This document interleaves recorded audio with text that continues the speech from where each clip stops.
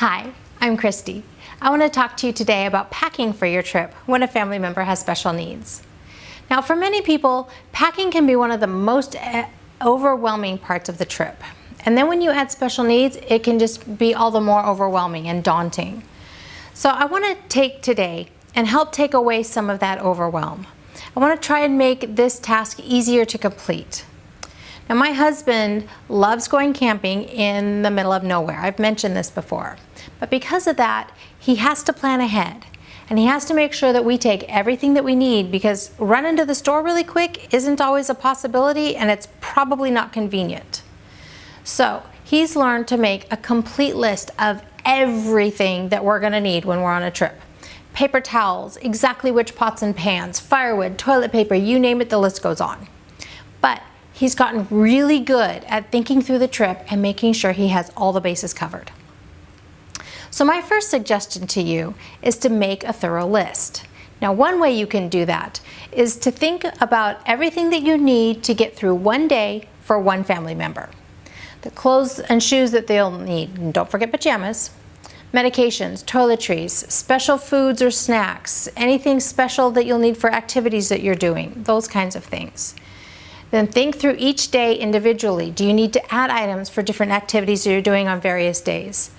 Are there any items you need specifically for night or for sleeping, like a sleeping bag or bedding, a special pillow, or is there any special equipment? Then repeat this process for each family member. Now, you'll also need to consider where and what you're going to eat each day. Are you cooking for the family? So you need to make a menu. So what are you going to take with you when you leave? What are you going to purchase when you get there? Are there stores easily accessible where you're going? Do you have room in your vehicle for all of this stuff? If you're going to be eating out every day, you might only need to worry about snacks. But then you'll also need to think about what food or snacks do you need while you're actually traveling to and from your destination. Now, if that seems a little bit overwhelming, you might think of it a little bit differently. Think about all the aspects of your day, things like clothing, hygiene, food, activities, sleeping, emergency preparations, medications. Now, what will each person need for each category? Now, I realize that reading through this list and listening to me read through all of this, for some, is still completely overwhelming. So if this is where you're at, I want you to stop right now.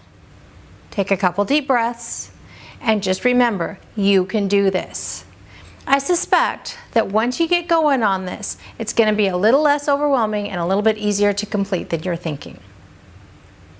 On the blog, again, you can find it at www.havenofhopeforme.com. It originally posted in June of 2018.